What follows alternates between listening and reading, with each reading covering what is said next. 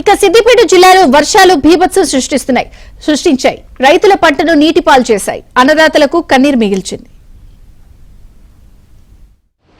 మోంతా తుఫాను ప్రభావం సిద్దిపేట జిల్లా మీద భారీగా పడింది. ప్రధానంగా సిద్దిపేట జిల్లాలోని అన్ని నియోజకవర్గాల్లో కూడా రైతులు పంట కోసి కొనుగోలు కేంద్రాలకు తీసుకొచ్చిన పంట మొత్తం తుఫాను వర్షం వల్ల పూర్తిగా తడిసిన పరిస్థితి కనిపిస్తుంది. ముఖ్యంగా పంట కోతకొచ్చిన ప్రాంతాల్లో కూడా వర్షపు నీటికి మొత్తం నీటిలో మునిగిన పరిస్థితి అయితే మనం సిద్దిపేట జిల్లాలో చూస్తున్నాం. ప్రధానంగా సిద్దిపేట జిల్లాలో గత 2 రోజులుగా కురుస్తున్న భారీ వర్షానికి రైతులు తీవ్రంగా నష్టపోయిన పరిస్థితి కనిపిస్తుంది. అదేవిధంగా సిద్దిపేట జిల్లాలో ప్రధానంగా ఉస్నాబాద్ ప్రాంతంలో దాదాపు ఎన్నడూ లేనంతగా 30 సెంటీమీటర్ల వర్షపాతం నమోదు కావడంతో ఉస్నాబాద్ ప్రాంతం కూడా అతలాకుతలమైన పరిస్థితి కనిపిస్తుంది. చాలా ప్రాంతాలకు రాకపోకలు కూడా నిలిచిపోయిన పరిస్థితి కనిపిస్తుంది. ప్రధానంగా సిద్దిపేట జిల్లాలోని అన్ని జలాశయాలు కూడా వరద నీటితో ఉప్పొంగుతున్న పరిస్థితి అయితే ఉంది. ముఖ్యంగా నిన్నటి రోజు నుంచి ఈ రోజు వరకు కురుస్తున్న భారీ వర్షం వల్ల ఎడతెరిపి లేని వర్షాల వల్ల వాగులు వంకలు అదేవిధంగా చెరువులన్నీ కూడా వరద నీటితో ఉప్పొంగుతున్న పరిస్థితి కనిపిస్తుంది. మనం చూస్తున్నాం ప్రస్తుతము సిద్దిపేట నియోజకవర్గంలో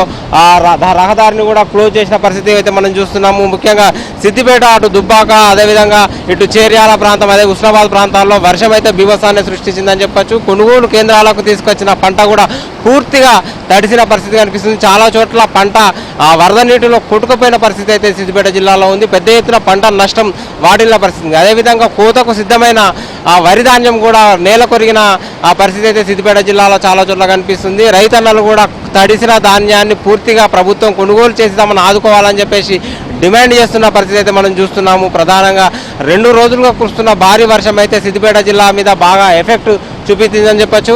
ఈరోజు సిద్దిపేట జిల్లాలో భారీ నుంచి అతి భారీ వర్షాలు పడనున్న నేపథ్యంలో జిల్లా అధికార యంత్రాంగం ఇప్పటికే అప్రమత్తమైంది. ప్రభుత్వ ప్రైవేటు పాఠశాలలకు ముందే ప్రభుత్వం సెలవు ప్రకటించిన పరిస్థితి అయితే ఉంది. సో ఒకవైపు ప్రభుత్వం పాఠశాలలకు సెలవు ప్రకటించడంతో పాటు చాలా చోట్ల వాగులు వంకలు పొంగి పొర్లుతుండడంతో కాజువేల పైన కదా రోడ్లపైన కానీ వరద నీటి ఉప్పొంగుతున్న ప్రాంతాల్లో రోడ్లపై ప్రవహిస్తున్న ప్రాంతాల్లో ప్రజలు వెళ్లకుండా జాగ్రత్తలు తీసుకుంటుంది. పోలీసు యంత్రాంగం కూడా ఆయా ప్రాంతాల్లో పోలీస్ పికెటింగ్లు ఏర్పాటు చేసి ఎక్కడ కూడా ప్రజలు నీళ్ళలోకి వెళ్లకుండా జాగ్రత్తలు తీసుకుంటున్న పరిస్థితి మనం చూస్తున్నాము. మరో 2 రోజుల పాటు కూడా భారీ వర్షాల నేపథ్యంలో జిల్లా అధికార యంత్రాంగం ఇప్పటికే అన్ని రకాల చర్యలు చేపట్టింది. ప్రత్యేకంగా టోల్ ఫ్రీ నంబర్ ఏర్పాటు చేసి ఎక్కడ ఏ సమస్య ఉన్నా కలెక్టరేట్లో ప్రత్యేకంగా ఒక సెల్ ఏర్పాటు చేసి టోల్ ఫ్రీ నంబర్ కూడా ఏర్పాటు చేసిన పరిస్థితి కనిపిస్తుంది. ముఖ్యంగా గ్రామీణ ప్రాంతాల్లో కావచ్చు ఇతర ప్రాంతాల్లో కావచ్చు ఎక్కడైతే పాత ఇండ్లు తడిసిన గోడలు ఉన్న ప్రాంతాల్లో అక్కడ ఉన్న ప్రజలను అక్కడి నుంచి ఇతర ప్రాంతాలకు తరలించిన పరిస్థితి కనిపిస్తుంది.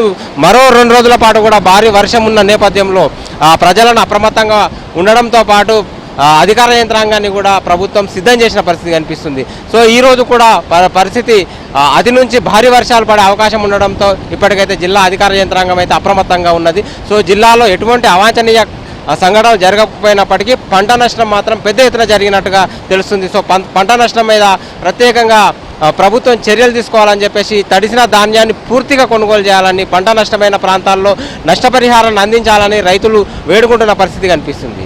వీడియో జర్నలిస్ట్ గిరితో సుభాష్, ఏబిఎన్ ఆంధ్రజ్యోతి.